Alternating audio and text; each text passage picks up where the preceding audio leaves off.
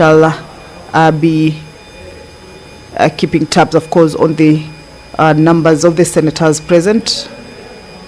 Earlier on, we saw the majority leader, or the leader of the majority party, Honorable Aaron Cheriot, get to the chambers, being the first senators to get to the chambers this morning.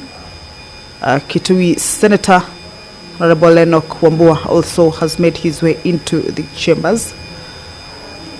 This is the live proceedings of the Senate sitting this morning on the Wednesday, the 9th day of July, the year 2025.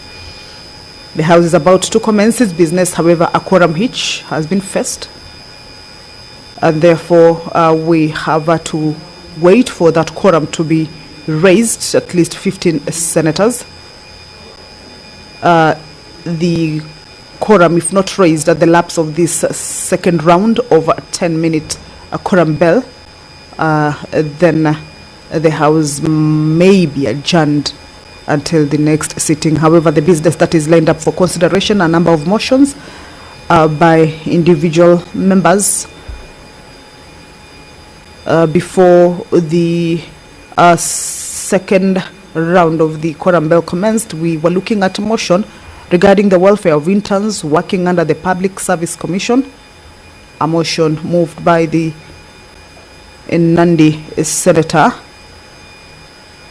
And in moving the motion, the senator is backing up his argument with regards to internship opportunities limited in number, skewed in distribution across government departments and agencies, lack of clear pathway to permanent employment, have inadequate opportunities for skill development due to the short duration that they are offered, and that the stipend offered to PSC interns is insufficient, with an average stipend ranging from 15,000 to 30,000 per month, which is not sustainable, especially to interns living in major cities, Nairobi being one of them, Mombasa and Kisumu, where the cost of living is too high.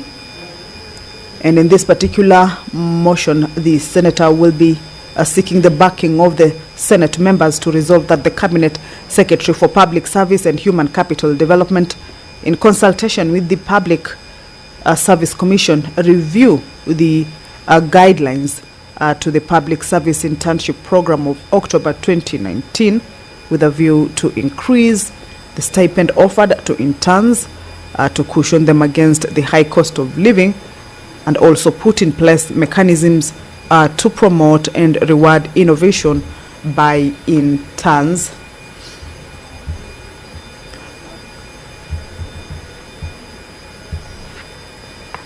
If you're just joining us, is that the Senate is about to commence its business. The quorum bell is currently underway, being the second round over the 10-minute quorum bell. The first round has lapsed without the House managing to raise that quorum. So now we are at the second round over the 10-minute quorum bell. If it lapses and the House has not managed to raise that much needed quorum, then the House might be adjourned. Of course, we shall also be awaiting to hear from the Speaker on how he will be directing regarding that particular situation when the 10-minute quorum bell lapses, and if the House has not raised the quorum. However, we understand that there are few members who have already made their way into the chambers.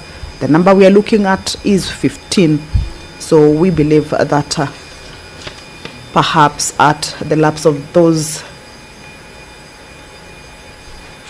extra 10 minutes, the House will have managed to raise that particular quorum. This morning, the motion by the Honorable Senator Joe Nyutu regarding implementation of an automated and decentralized certificate of good conduct system in Kenya is also part of the business that the senators this morning, if they manage, or once they manage to raise that quorum and enable the House commence the sitting, then this is also one of the business among many other businesses lined up in the order paper for the business this morning that will be considered. This particular motion seeks to have the Senate resolve that the National Police Service Commission, in collaboration with the Ministry of Interior and National Administration, develop and implement an automated good conduct certification system that is designed to streamline the issuance, renewal, and verification of certificates of good conduct. Also, this particular motion will be seeing the Senate resolve that NPSC, in collaboration with the Ministry of Interior, incorporate advanced technologies such as biometric fingerprint recognition, data encryption, and secure communication protocols to ensure the accuracy of individuals' records. Also, establish decentralized service points and deploy mobile registration units across counties to enhance accessibility, especially in remote areas. And also scale up public awareness initiatives in rural areas on the application and renewal process for the certificate of good conduct. The quorum bell is underway. That is about 23 minutes past the time allocated for the sitting. Time allocated is 9:30 in the AM, but as you can see, it's now about 7 minutes or 6 minutes to 10, and the House is yet to raise the quorum. The second quorum bell has lapsed. We shall be waiting to hear from the Speaker on which direction the House will be taking, whether the quorum has been raised or the business might be adjourned, or which way the House will decide. We can see the leader of the majority party counting the numbers of the senators already present in the chambers, and of course that would inform the decision that they will be making this morning, if the business will continue or adjourning. So allow me to let you in as the Speaker gives direction. Honorable Senators,